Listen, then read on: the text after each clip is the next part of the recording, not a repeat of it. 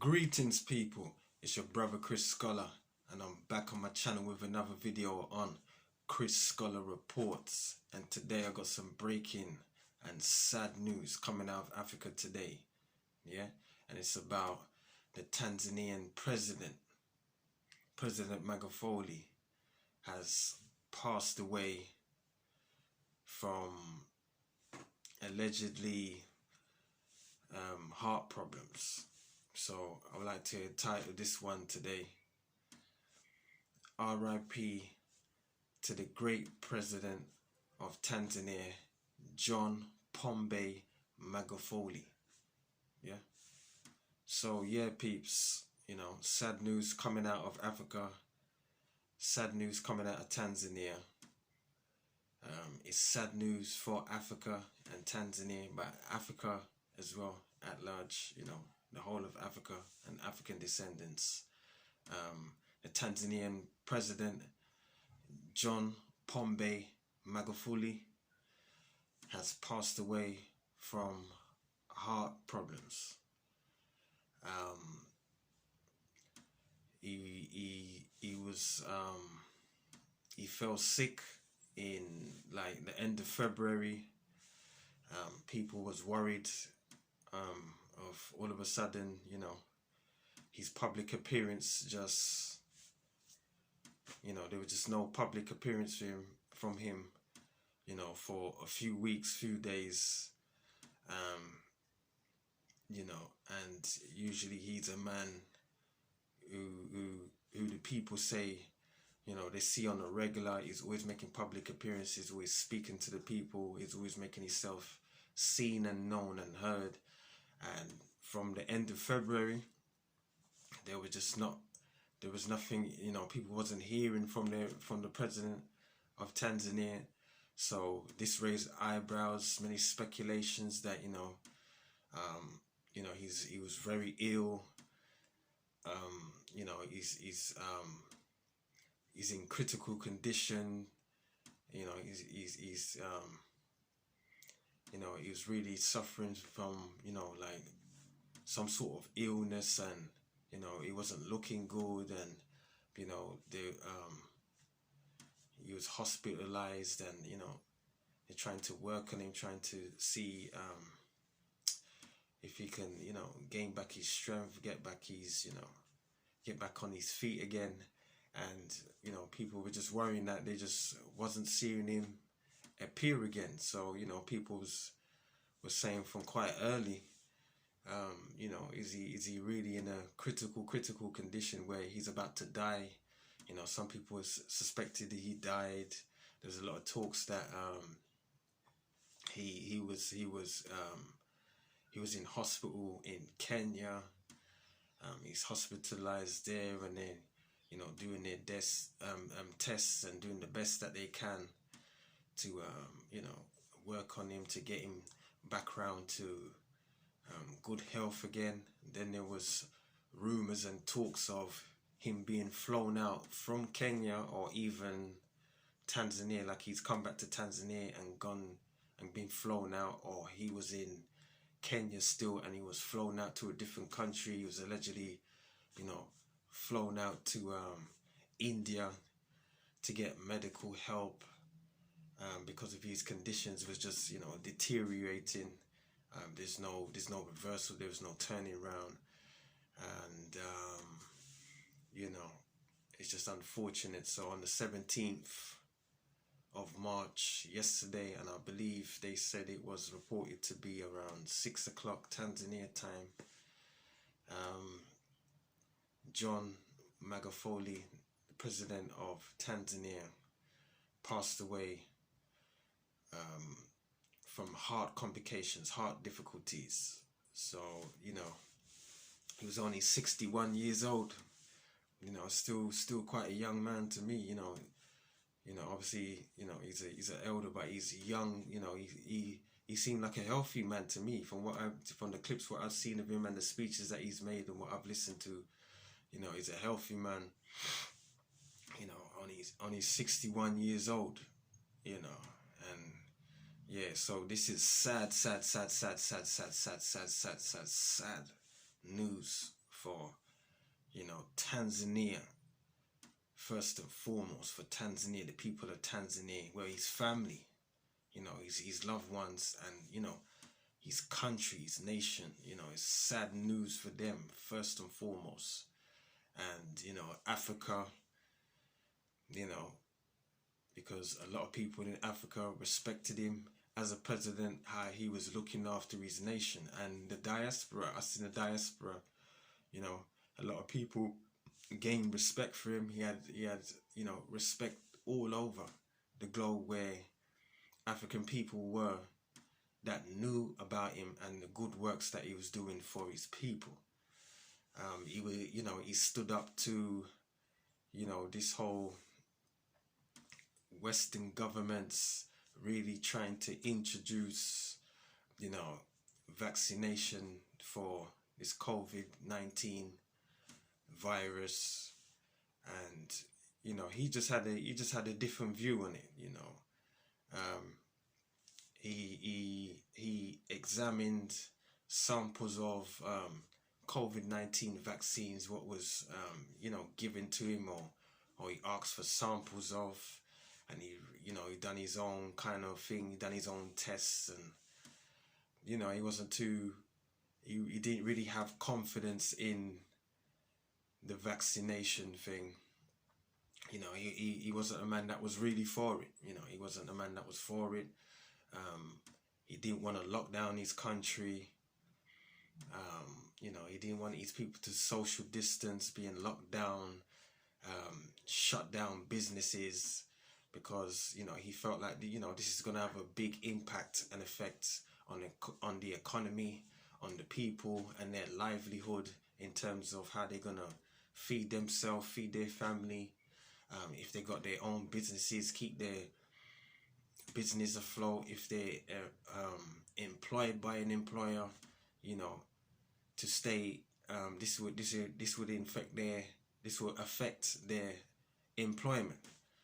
In terms of if there's no work, you don't get no money, so you don't eat, because most African countries, well, from as far as I know anyway, African countries, there's no welfare like that. Like a welfare system like over here. You got in the UK, you got like job seekers allowance and universal credit, and I'm sure America's got some sort of unemployment system as well.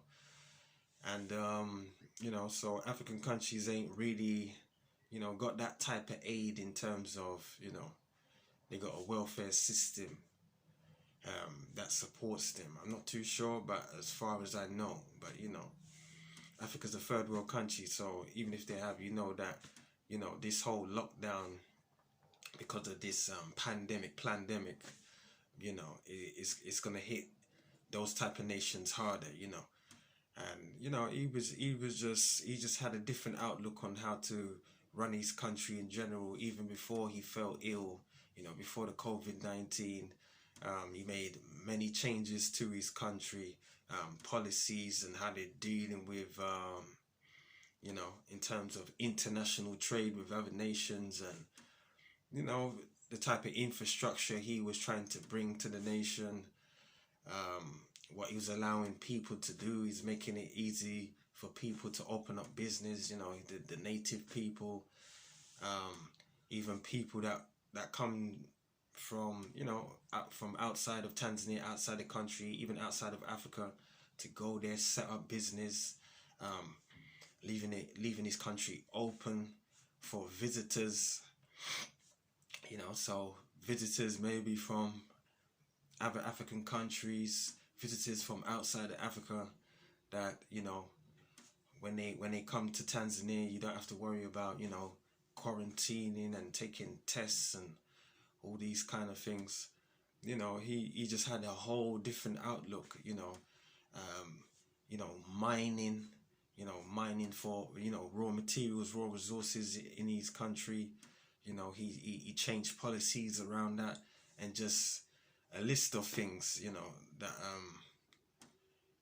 he was just trying to really empower his people. He seemed like he was a real African leader, a real true African leader, a strong African leader that believed in his nation, believed in his people, believed in Africa as a whole, that, you know, basically, you know, he was a Pan-Africanist. You know, we can do for ourselves. You know, he had confidence in the capabilities of what Africans can do, and Africa, you know, as a continent, as a region, you know, the black region, it can do for itself. And, you know, he was just, you know, practicing, he was practicing what he preached. You know, he just had the full belief in his people, and he was going full steam ahead with it.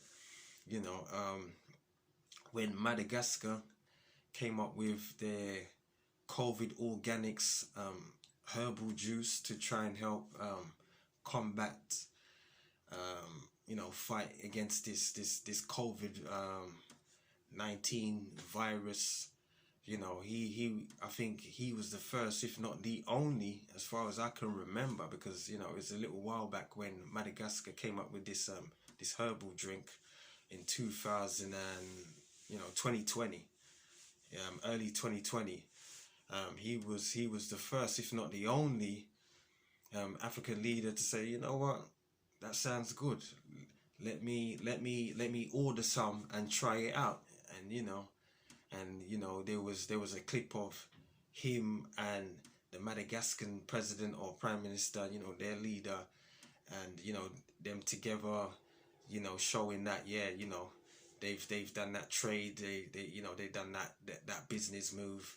And, you know, him and the Madagascan leader was smiling, and, you know, they both was drinking this herbal juice, this herbal remedy drink that was supposed to help combat, you know, COVID-19. And, you know, so he was very supportive of Africa, African things, African people, and just the region itself, just to uplift. So he was, you know, in a lot of people's eyes, you know, that's of African descent that know about him. You know, he was the perfect leader, and showed the best example of true African leadership. Yeah, putting Africa and Africans first. You know, and, you know, yesterday he's passed away. You know, all of a sudden, you know, he just got ill. He just felt ill, and then, you know, yesterday he's finally, you know, gone up to the ancestral realm now. So, you know, he would no longer be with us. So, you know, it's so sad that we lost, you know, the great example of true African leadership, a real Pan-Africanist leader, you know, a true African, a true black man, you know, a true black person that was true to his people, and he tried everything what he can, in all of his power, you know, to help his people. You understand? So yeah, so, you know, it's crazy right now. You know, it's crazy. So now, you know, as you can imagine, Tanzania is going through a period of national mourning. You know, they're mourning. You know, he's sad. The sad death of their president. So, you know, it's going to be national mourning for him, and, you know, time to reflect and remember him, you know, as a people. And yeah, man, it's just horrible to hear. You know, I was just, you know, on the internet, on, you know, just on the platforms, you know, just looking, and bam, you know, someone on their channel, you know, on YouTube, you know, all of a sudden, you know, I just saw the news flash, and I just clicked in, and yeah, you know, and it was really confirmed, because, like I said, there was talks about, you know, he possibly could have passed away, you know, a few weeks ago, and it wasn't that at that time. It wasn't that, and now, you know, it was just confirmed. So after I listened to the person, you know, explain, break it down, you know, the channel Go Black to Africa, you know, is an African American who's repatriated back to Africa, you know, Tanzania to be precise at the moment. That's where he's currently staying right now. He's a man who travels around Africa and shows, you know, people from the diaspora how Africa is. So he's currently in Tanzania, and yeah, and you know, he got the words. You know, he made sure he went round and asked who he felt like he could ask, and you know, give him a truthful answer. And yeah, you know, and now all of the other, you know, African platforms and, you know, people that's repatriated back to Africa that you know, like I said, that liked Magufuli and supported him, has been reported it. So, you know, it's gone viral. So, you know, from time you see certain certified people that saying, yeah, you know, so yeah, you know, he's passed away at, you know, tender age of 61, you know. And yeah, you know, he was doing such good things. So now I think Tanzania is gonna have a female leader. Again, that's another thing that a good thing that people love John Magufuli for, was that he's second in charge. You know, the person underneath him, or the person who he turns to, you know, and discusses, you know, his affairs with his country, was a woman. You know what I mean? Which is a great thing, you know, because, you know, in this world today, you don't hear much about, you know, women in leadership. You know, it always gets downplayed. You know, people act like women are not humans as well, and you know, they got they're like, they ain't got their ideas of how to run things, or how they see the world, and how things should go, and what can help. You see what I'm saying to you? So I'm not too sure what the lady's name is. I need to check her out though. But it's good to see that, you know, that they have a female leader. And yeah, so, you know, peeps, you know, so the African world is sad right now, But I tell you the truth, it sounds like to me now. Let me get into that. So that's the news part, in a sense. So let me tell you what how I feel about this. I'm gonna tell you straight up, man. This seems like foul play to me. You get me? Yeah, it's foul play. You know, like I said, he had a strong stance on certain things when it comes to dealing with the Western world and their ideas, and you know what they're trying to suggest to him, how to run his country and what he should do for his nation. And he just wasn't on what they're on. You see what I'm saying? He was on his own thing. He recognized himself as a leader of his own nation, separate from the Western world and what their ideas and what they do. Yeah, he's running his own nation. He had his own ideas. So if their plan didn't go along with his thing, or he didn't see the benefit or see the sense in it, he just wasn't on it, and he just wasn't afraid to tell them. And you know, again, you know, all of a sudden he just fell sick. You know, he's the only African country that really wasn't interested in taking, you know, the vaccine, allowing vaccines. You know, he didn't see, he didn't have confidence in these vaccines, and he expressed that, you know, and he wasn't allowing anyone to force him to do anything, or to backpedal on his word, or to, you know what I mean, to remix what, you know, what he's saying, and have a rethink, and you know, and well, no, he wasn't in none of that. You understand? So to me, it seems like foul play, you know, because at the end of the day, we've seen it with many African leaders, when they have a strong stance, you know what I mean, and when they want to, and when they put their ideas across to the rest of the world, don't care how they feel and what they say. You see what I'm saying? These leaders always seem to pass before their time. You see what I'm saying? All of a sudden, they just, you know, they had a strong stance. They was going good, and you know, people cheering for them. And next thing you know, they're no longer here with us. And you know, there's years of that. And I think he's just the latest addition. Yeah, he's just the latest addition of, you know, great leaders passing before their time. You know. So, you know, so again, it's very sad. So for his family, people that, you know, the close people that knew him, like his friends, you know, Tanzania, the nation as a whole. You see what I'm saying? Africans that supported him, you know, African people and the diaspora, us in the diaspora that knew about him, that supported him. Is very sad because it seems like he was the only one that had a certain stance where a lot of leaders in Africa, to be honest, seems that they don't have. You know, and I'm not saying it like it's simple to be a leader. I'm not saying that, but you know, when I think about it too as well, you know, according to what I believe, like what I just explained to you, you know, it's kind of a bit iffy. It's a bit strange, you know, strange circumstances around his passing, around his death. You see what I'm saying? And you know, and not a lot of African leaders have that sort of stance like that. You know, him, this situation kind of gives you kind of insight, you know, to me personally, it gives me, should I say, kind of insight, like, whoa, you know, you can see why maybe, you know, most African leaders take a different approach how they do things when it comes to, you know, running their country and trade with the rest of the world, you know.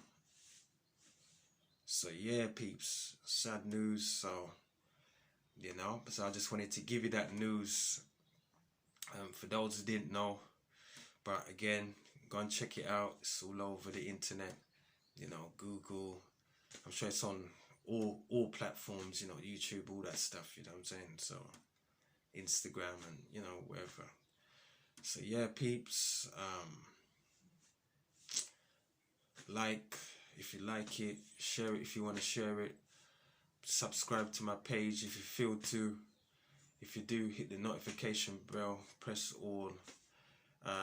If you got any comments that you would like to leave, you know, you want to express your peace of mind, your view on this topic, what you feel happened, or you just want to express yourself, you know, give condolences or whatever, you know, just, you know, feel free to, it's there for you, you know. This is what this platform is about. So yeah, peeps, I'm gonna cut it there right now. So until the next time, to the next video, peeps, I'm out, family. Bless up.